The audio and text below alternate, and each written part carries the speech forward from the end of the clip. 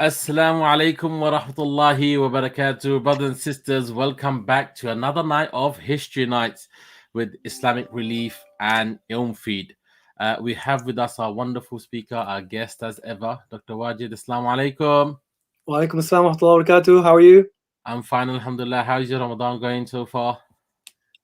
Alhamdulillah, it's okay. Could always be better, but it's okay. Alhamdulillah. It's better than mine, even if you say okay. And you know what? SubhanAllah's time's flying, right? It's almost halfway through. In fact, yeah, we're going past halfway through of Ramadan already. But this is those of you who are watching, let us know how your Ramadan's been and give us your highlights. If you've got any special highlights that you want to share with the rest of the world, from whichever country or city you're from, please on the comment section, give us a salam, give us a wave. Let us know where you're watching from, which city, which flag. Put your flag in there. We'll try and take a guess as well. And if there's any specific thing that you think that's amazing that's happening in your country and you want to share with the rest of the world in Ramadan, then please share your stories as well. Tonight's topic, it's one that I've been really looking forward to. And I almost just missed this segment because I was like, oh, I can't make it on time. But because it is a topic that I really wanted to be part of, I managed to squeeze through. And the topic of tonight is the lost city of Andalus. I'm not going to go too much into detail, but before we do start with you, we're going to give another 30 seconds, Doc, to people just to clock in. If you're watching on YouTube, inshallah, please subscribe to the Ilm channel so you can continue to get updates. Switch on the notifications for these sort of amazing shows, inshallah. If you're watching on Facebook, again, do share it with your friends and family. One of the things that we forget that sometimes some of the rewards that we will receive in the Day of Judgment are of rewards of actions that we did not even realize we did. And for example, if you share this link, inshallah, with your friends and family or just on your Facebook or social media, and somebody watches it and takes some benefit from it, you probably won't know of it. You probably won't even know who that person is. But when you go, inshallah, on the day that it matters the most, you may realize that it has benefited you in some way. So, inshallah, please do so. At the end of tonight's show, inshallah, we've got a little challenge for all of you Ilm food lovers, inshallah, and Islamic relief supporters, right? We have a challenge. We need you guys' support. We're competing with some of the, some charities across the globe, right? And it's a good action. It's a good deed. And there's some special announcements that we're going to make at the end. So do stick around and please make sure we don't let Ilm food down. We need to win this competition, inshallah. Without further ado, Dr. Wajid, over to you, inshallah. Jazakallah khairan. Alhamdulillah Rabbil Alameen wa salatu wa salam ashraf al-anbiya wa mursalin nabiyina Muhammad wa ala alihi wa sahbihi wa sallim wa ilayhi tasliman jami'an kathira. Al-Andalus. To the world, it's just a location, the Iberian Peninsula, which today we call Spain. But to the Muslims, it's something completely different. It's an era. It's something that we think about, and when we think about it, it just feels legendary. Why? Why does Al-Andalus evoke such memories, such feelings from Muslims all across the world? It doesn't matter where we're from, right? Mention to any Muslim about Al-Andalus and it's like they've been taken right back. Even though we may never have been there. Even though you've never felt the fresh air or tasted its legendary citrus fruits. And the reason why is because it's a time in which we were flourishing. It's a time in which Muslims were, legends at everything that they were doing. Everything we touched turned to gold. Muslim armies ruled supreme. Muslim scientists were advancing the boundaries of civilization. Muslim culture was the most advanced. You name it, and we were the best at it. And when you think of those times, you think of the great cities of Al-Andalus. You think of Seville. You think of Granada. You think of Mallorca. And of course, the grandest city of them all, the capital, Cordoba. Cordoba is a city that had paved streets, street lighting, public baths, while the rest of Europe was still dark by sunset and the roads were just dirt and mud. It's a city with more libraries than other cities even had books. It was a city that was truly a jewel of civilization. And for most rulers, to reign in a city like that, to be the ruler in a city like Cordoba, in a land like Al-Andalus would be enough. But Abdurrahman III was not like most people. You see, Abdurrahman III had come from a line of Umayyad emirs. They had fled the Abbasid revolution that took place, and they had eventually ended up in Al-Andalus, and they had become the emirs of Andalus. But now, Abdurrahman III, he felt strong enough. He felt powerful enough, maybe even arrogant enough. And he decided that it wasn't good enough just to be an emir amongst many umara. He wanted to be the top dog. He wanted to be numero uno. He wanted to be the Khalifa. So he decided to declare himself that. And now that he had declared himself the Khalifa of the Muslim world, and even though it wasn't accepted by the most of the Muslim world, there still was an Abbasid Khalifa in the majority of the Muslim world, and a new Fatimid pretender to the Khilafah. Abdurrahman III still decided he wanted to claim it. And now that he had done so, now that he had kind of got that, scratched that itch, so to speak, he was feeling good about himself. You know, he had Al-Andalusia, he had Cordoba, he was now called himself at least the Khalif. But he needed one more thing. He needed that thing that it was fashionable for every single caliph, first caliph of a dynasty, to do. And what was this fashionable thing that every first Khalifa of a dynasty does? And what does every freshly made Khalifa do? Well, if they were like me or you, they might get a new suit, you know, to celebrate being a Khalifa. Maybe buy a new car. Who knows? Splash out, buy a house. But no, Khalifa are not like us. So when they become Khalifa, they decide that they need a new capital city, a whole new city. Does it matter that he had a perfectly amazing, beautiful capital city already in Cordoba? He already had this. It wasn't just a good city, right? This was the best city, one of the most important cities, grandest cities in the world. But does it matter to Abdurrahman III that he was already the ruler of Cordoba, the most beautiful, one of the most beautiful cities in the world? Of course not. These things only matter to faqirs like me and you, right? Who have to work for a living and have to count our money in numbers, not in cities, right? People who can count their money. People like us, it matters, right? This is a perfectly nice Ferrari. Why would I want to get another Ferrari, right? But when you're a Khalifa, when you're someone like him, numbers don't matter. It doesn't matter that you have a city like Cordoba. You're going to make a new one. And they weren't just going to build a new city that was going to be a new capital compared to their beautiful new capital that they already had. To rub salt into the wounds of the old Cordoba, they would build it literally 8 miles away. Literally walking distance from the old city. He's going to build his new city. And he was going to call this new city Medinat al-Zahra. Why did he call it Medinat al-Zahra, the city of Zahra? Because Zahra was the name of his favorite concubine. So again, you know, when you are not just rich, but when you're unimaginable rich, when Jeff Bezos looks like a peasant to you, right? Then to show your love, you can build something like the Taj Mahal. And to show your love, you can do something like build Medinat al-Zahra, build an entire city for your love. And then here's the rest of us, we struggle to buy a bunch of flowers, right? So it was a city that was built from scratch. It was a planned city. It was one of the first planned cities of Europe. Built from zero.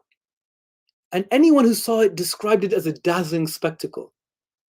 The city was built at 3 levels, right? It started off built literally at 3 levels. You know, when in a normal city, you know, there's a part of the city which is a rich part of the city, and there's a part of the city which is like the poor part of the city. Well, they literally built it on a different level. So the top level was for royalty and the main offices of government. So they were literally above you, right? Not just figuratively, but literally above you. And the second layer was with gardens and pools and a zoo and menagerie for the people at the top level. So the second level was for the people still at the top level. And the bottom level was for the common elite. The common elite. These aren't for the beggars. There's no beggars here, right? These are the elites. Beggars, you can go to Cordoba, you can go to Seville, you go somewhere else. You're not here, right? This is for the common elite and their mosques and their souks and all those other things. This was one of the largest cities in Europe. It is said that the number of people involved in building it were in the tens of thousands. And that they built a city made of marble, with the marble being imported from North Africa, from Italy. Even his enemies, even the enemies of the emir, like the emperor of Constantinople, was sending the columns there. Things were made of ivory and ebony and jasper. There was a huge marble fountain, green marble fountain from Syria, which is where they're originally from. And around it were 12 red gold statues encrusted with pearls and gems. And the statues were of different animals, were like a kite, a vulture, a lion, a stag, that kind of thing. And not only that, but the reception hall, the main reception hall, had a large bowl of mercury in it. And the thing with mercury is that it reflects the light in different directions because it flows, right? So mercury is a liquid. It's not a solid. So as a liquid, the light bounces off in different directions. So it made the entire room look like it was dazzling all the time. On top of that, the floor was not made of mud like you would find in most cities, and it was not even made of paved stone like you would find in Cordoba. They put brocade on it. Brocade, which is used by the most, the wealthiest people for their clothing. They literally put it on the floor. Imagine if I told you there was a city whose floor was made of Versace linen, or Versace silk, or Armani. You'd be like, what kind of city is this? That's what kind of city Medinat al-Zahra was. Just to give you one other example, 12,000 loaves of bread. 12,000 loaves of bread were used every single day in this city. What? For what? For eating? No, that's how poor people like you and me think, right? 12,000 loaves of bread were used every day in this city to feed the fish. To feed the fish. That's what it was used, 12,000 loaves. And I'll give you one last story to give you an idea of this lost city of Al-Andalus, Medinat al-Zahra, how amazing it was. A group of ambassadors came from a European city. And these ambassadors, they were told to come to Cordoba. Don't come straight to Medinat al-Zahra, come to Cordoba. And when they arrived in Cordoba, they found that there was a walkway that they had to walk from there to Medinat al-Zahra. And the whole way, I told you it was 8 miles, right? Roughly 8 miles. The whole way there were soldiers lining the road, and the soldiers were holding swords. So the soldier on one side was holding his sword this way, and the soldier on the other side was holding their sword that way, making a tent of swords, like a canopy of swords, all the way from Cordoba to Medinat al-Zahra. And they had to walk under this tent of swords. And every mile or two, they would reach a part of, in this canopy of swords, they would reach a place where they would see a man sitting on a throne wearing beautiful clothes, surrounded by wealth. And the ambassadors from these European countries would fall on their feet and they say, "We're here to see you, great king." And then the people would tell them, get up, this is not the king. This is just one of the servants of the king. So they would be like, oh my God, if this is the servant of the servant, what is the king like? And then they would walk a bit further, and then they would see another person, even grander than the last, sitting on a throne. And then they would fall in front of their floor again, and they would say, "We're here to see you, great king." And they say, get up, this is not the king, this is the servant of the king. Eventually, after all this, they reach the front, and they see the king. And subhanAllah, like, what kind of image would this give? Like, they were scared out of their minds. The Pope sent a delegation to the Emir of Al-Andalus of Cordoba And they wrote themselves, this is not the Muslims, because you would say that, look, the Muslims are exaggerating this, right? You're making a bigger deal than it really was. This was written by the Pope's delegation, right? 2 of them came. When they entered the audience hall with the mercury bowl, the first one, the older one, he just fainted. He couldn't take, his mind couldn't take what was he seeing, so he lost consciousness. And the second one, who wrote the story, he said, I just burst into tears and I started crying like a baby because he couldn't take in. It was too much sensory input at one time. Brothers and sisters, this was Medinat al-Zahra. Beautiful lost city. But not only was Medinat al-Zahra glittering in its buildings, it also had glittering residents, poets, scholars, artists, imams. But no one compared to one man in particular. Abu al-Qasim Khalaf ibn Abbas al-Zahrawi al-Ansari, a descendant of the Ansar, who we know today as al-Zahrawi, the man from Medinat al-Zahra. Zahrawi was not just any man. He grew up and he became a doctor. And then he became a surgeon. And not just any doctor, he was one of the greatest doctors to have ever lived. You know, many of us, we know Ibn Sina, right? He's one of the fathers of medicine. Well, if Ibn Sina is the father of medicine, then al-Zahrawi is the father of surgery. He was an inquisitive mind. This man was not just, he was not normal, you know? He's not like a normal doctor or a normal surgeon. Like you come to him and they do what they can with the tools that they have. No.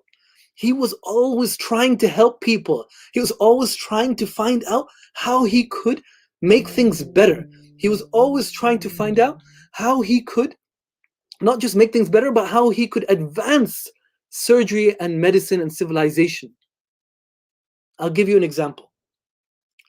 He had a oud. You know, oud is like an Arabian guitar, and it was very popular at that time. And the strings are made from a material called cat gut. They're made from the gut of cats, right? And a monkey ate the strings. And when he saw that the monkey ate the strings, he realized, he waited around and he looked at the droppings from the monkey, and he realized that this material would make the perfect suture. It's something that would make the perfect material to suture a wound with. And so al-Zahrawi made the catgut medical suture, which, to be honest, is used to this day. Till this day, it is being used. Another time, he was waiting, and he found out that there was a slave girl. She had tried to kill herself, and she tried to kill herself by slitting her throat. So he rushed to the scene. Why? To help the slave girl? Yes, of course, to help the slave girl. But he had another reason as well. He went and he examined her very quickly, and he found out that the air is coming out. So he cleaned up the wound and he stitched it. And when he stitched it, he wanted to wait and see what happened.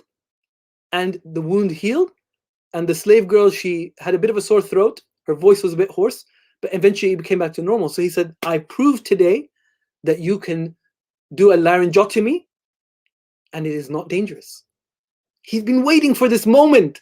He'd been thinking about it for years, that I wonder if I could stitch the larynx. If there was a hole in the larynx, the air pipe, I wonder if I could stitch it, and I wonder if it would make a difference. And subhanAllah, someone decided to try kill herself. He helped her, he saved her life, and he proved once and for all that laryngotomy could be done. Another time, he got a headache, and he was like, I wonder, because he thought about this for a while. He goes, I wonder if I do a ligation to an artery, right? Will that alleviate the headache? So he ligated his own artery, his own temporal artery right here, right? And he wrote down, I survived. So it worked, and my headache is gone.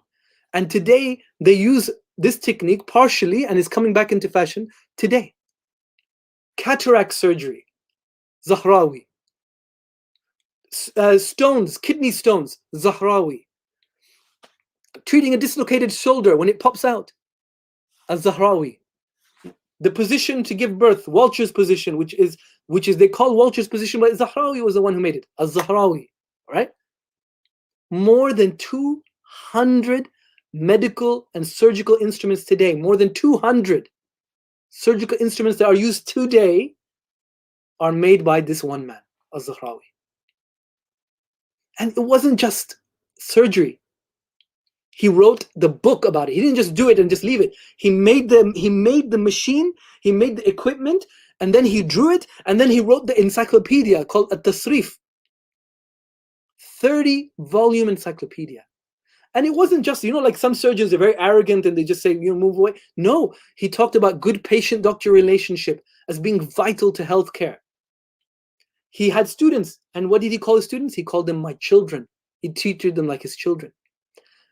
And not only that, if at any point I would have stopped here and you guys this guy's a legend, right? This guy, he also said that, beautification, looking nice, is part of medicine. So he invented a stick with a bit of perfume on it and some color that can be applied to the lip. He invented the lipstick. This is al-Zahrawi, right? Subhanallah. One man, how much can one man do? But as we are told in the Quran, everything on this earth will perish. Kullu man alayha fan. Allah subhanahu wa ta'ala says in the Quran, everything on the earth will perish. So what happened? Al-Zahrawi died, of course, as any human being dies. But what happened to Medinat al-Zahra, the city he was from? During a revolt, there was a revolt with the Berbers. The Berbers came, they destroyed the city, and they looted it. And then eventually, there was disunity amongst the Muslims in Spain. They fought each other, and they burnt Medinat al-Zahra to the ground. The beautiful carvings and the marble pillars, they were ripped out. And they were used to build farms and to build other buildings. The beautiful fountains were destroyed. The gold and the silver, it was taken away. It was looted. Everything was gone. And do you know how long it took that to happen? 40 years. Literally, it took them 40 years to build the city, Medinat al-Zahra, I told you about. This beautiful, beautiful city. I told you it took them 40 years to build it. And it only lasted 40 years. And then it disappeared off the face of the earth. And nature eventually came and took it over, and it was sunk under the ground. Subhanallah, brothers and sisters.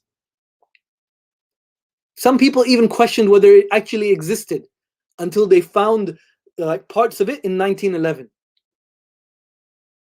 So what's the lesson here? You listen to the story, what's the lesson? Because I'm not here to tell stories. I'm not a storyteller. I'm here to give you lessons, inshallah. And why am I telling the story in Ramadan?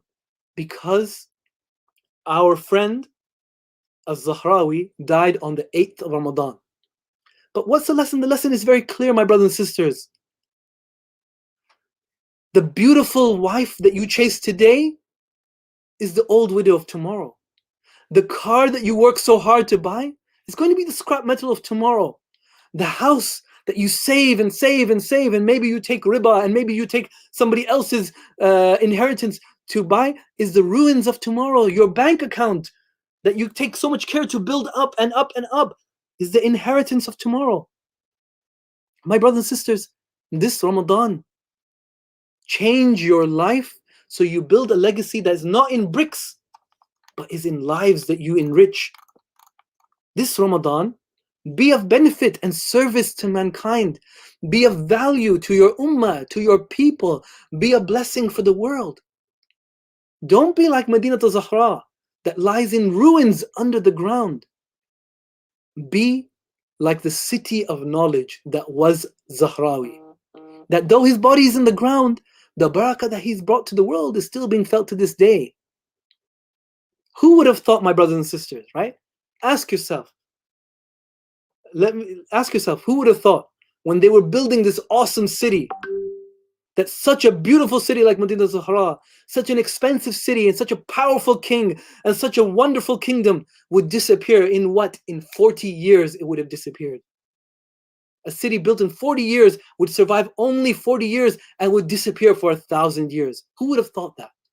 And who would have thought that Zahrawi, who was born on the same day, he was born on the same day that Medinat al-Zahra was founded? Who would have thought that that day, when the world was rejoicing in this beautiful city built by kings and emperors, that magnificent city, that the truly magnificent one was the one whose legacy would endure, whose sadaqah jariyah would continue to this day? This very second that we're speaking right now, there are people who are having surgery from the instruments that al-Zahrawi used. There are people who are seeing now benefiting from the instruments that al-Zahrawi built, and there are children who are alive today who are benefiting from the knowledge that al-Zahrawi shared. Who would have thought, when they built that magnificent city of Medinat al-Zahra, that the real legacy, the real hidden legacy, would be the one, and the one who's endured would be that of the baby who was born and who had just entered that world, who we would know later on would become a Zahrawi.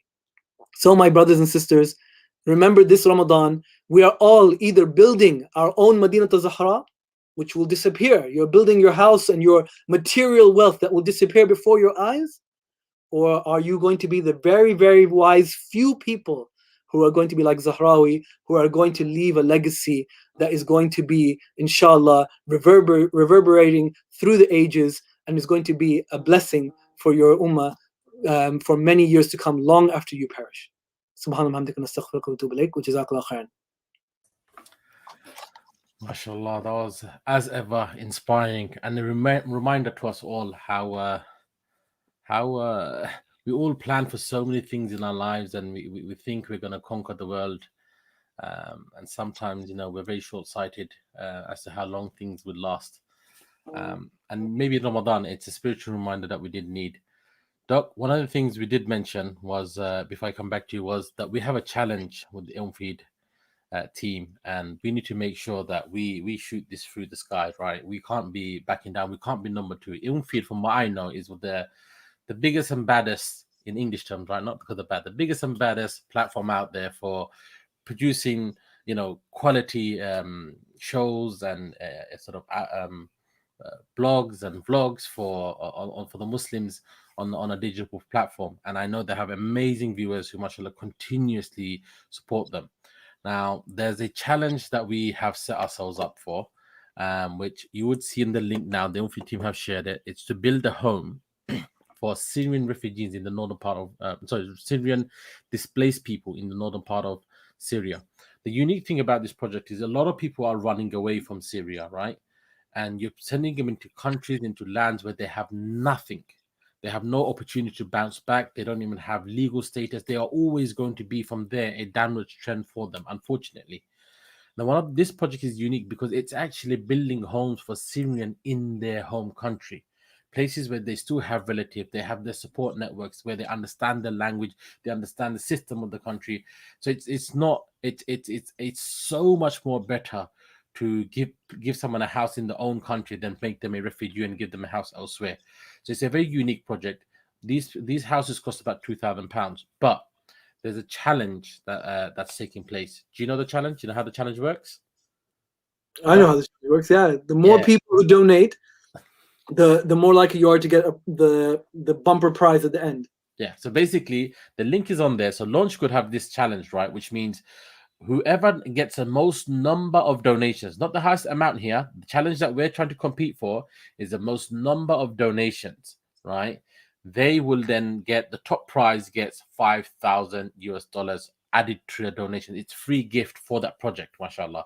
So what, you just donating your $1, £1, €1, 1 cent, whatever it is in your country, right? If you donate that, the number of donations that they get, if it's the highest amount, which very easily, I think, viewers can support us, because the reach here is amazing. So please, please, please copy that link. Don't let it just sit in the comment section. I can see it in the comment section. Thank you to the Ilmfeed team for putting it there. Copy that link. Send out on your WhatsApp messages, on your Telegram messages, put it on your Facebooks, your Instagrams, your TikToks, everything. Like, share it. And then let people know that if they just even donate that £1 or £2 or whatever it is, $1, $2, then the highest number of donations, inshallah, which is going to be us, hopefully, by midnight tonight. So the time. So when I say midnight tonight, you're left with 4.5 hours. No, you're not. My bad. My calculation's going out the window now. Doc, how many hours till midnight? Half 8, half 9, half 10, half 11. 4.5 hours. I'm right, actually. So you have 4.5 hours from this minute to get your donations in. Share it with your network. Please, even ask them for the smallest donations, because we know if we ask them $100 or £100, they may not want to contribute. So ask them even for £1 or $1. Share it with your network, and we want to make sure that we're on first position. At the moment, we're sitting on third, and we haven't really pushed it hard. Now the push is starting. Everyone waits for the last couple of hours to get the grind going, inshallah. Any reminders, though, from your side as to why people need to support this cause, this amazing cause with Ilmfeed? Yes, Jazakallah khair. If we support this, and if we can get a few people, remember, if each person gets like 4 or 5 people, that's all you need to do. Your brother, your sister, your father, mother, you each donate £1 each. That 5,000 will pay for at least 2 extra homes. That's 2 extra homes for these Syrian refugees, and you will get the ajr for that, inshallah, because you are part of that. So this is this offer, as far as I'm concerned, is donate £1 and you have a chance of building 2 homes for Syrian refugees. You're not going to get that offer any other time in Ramadan, except from Allah subhanahu wa ta'ala, and that's with Allah subhanahu wa ta'ala. But on this earth, I don't think you're going to get a better offer. $1, £1, 1 rupee, whatever it is you donate. For if we get number 1 spot, that's 2 homes that you built today, and that's a great way to start building your legacy, inshallah. Jazakallah khair. Right, before we end off, I'm going to go back to our topic for tonight, right? Because we had some messages and some comments, inshallah. We've got people watching from all across the world, as ever. So people like it's a tourist attraction now. Andalus is the whole city is, and the Cordoba and all that stuff. It's a tourist attraction, right?